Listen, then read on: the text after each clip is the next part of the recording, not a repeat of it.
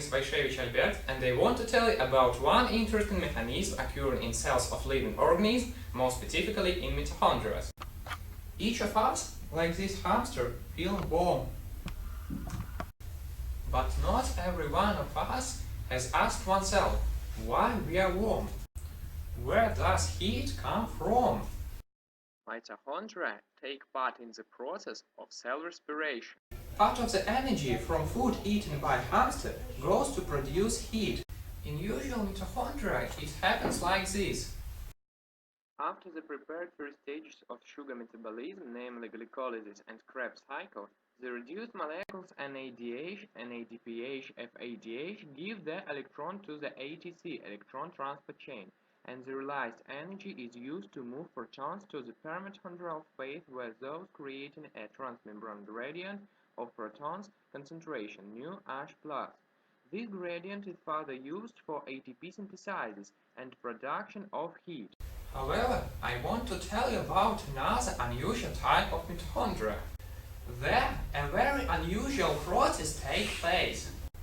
It is called uncoupling of electronic transport with phosphorylation. In usual mitochondria, these processes are coupled with each other. The phenomenon of uncoupling of electronic transport with phosphorylation was shown when studying the compound which later was called uncouplers.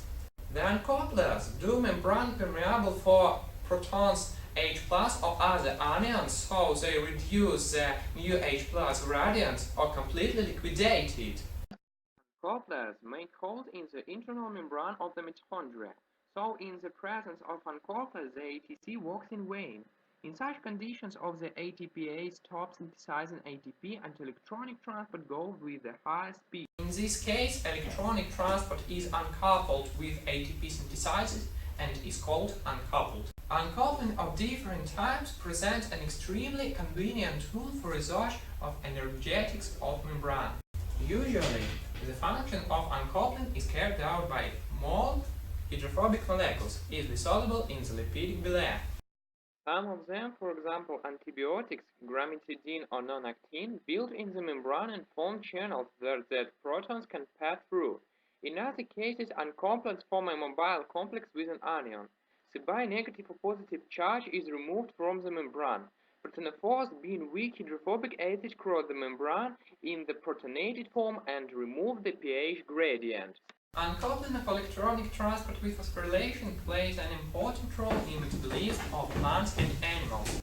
The point is that, as I already told, besides the energy storage in the form of nu H+ of ATP, one important function of cell respiration is dispersion of energy in the form of heat.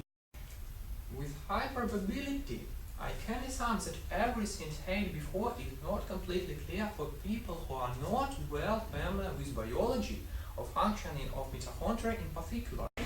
Let's imagine there are some students and some teachers in the class. Students are the reduced molecules. Having prepared for the exam, students have information that is a pool of protons. Teachers are ATF synthesizers. Teachers watch the students without giving them a chance to cheat. But they force the students to think, giving them the right directions. Teachers promote to synthesize the ATP, that is a knowledge. The process happens in usual mitochondria.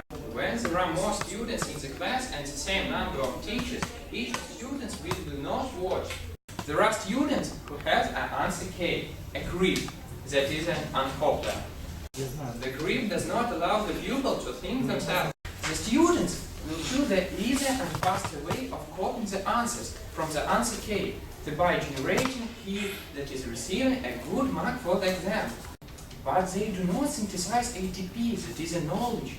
Since there are not enough ATPases for everyone, and the way of coping seems more attractive.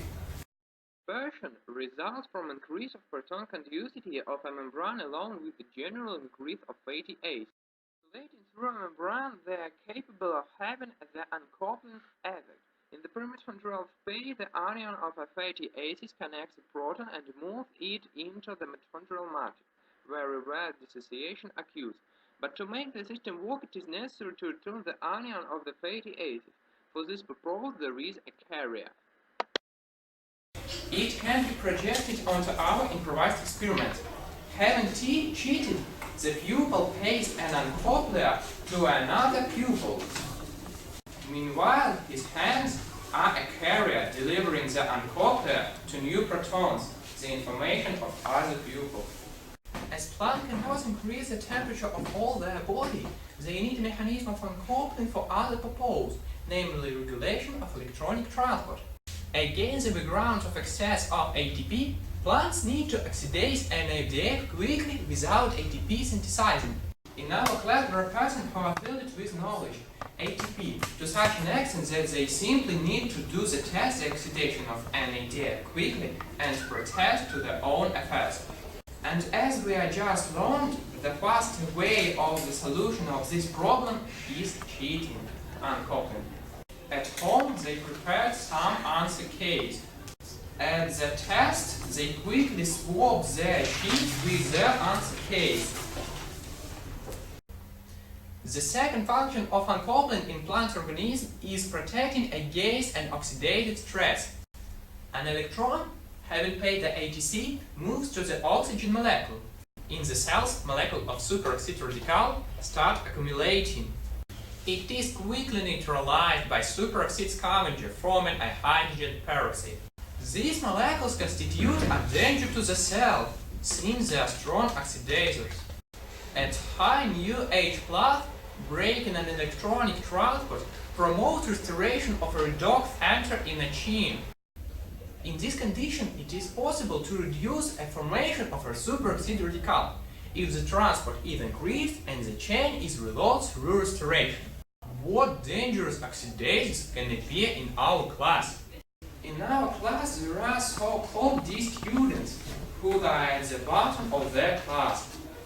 Before the test, they managed to get a couple of bad marks, molecule of superoxide radical and hydrogen peroxide, which fall between for the grade points average of the class, and D students in particular. To avoid the decrease of the grade point, the development of membranes and other bad processes, pupils resort to the good old method of cheating, uncoupling, receiving a good mark for the test.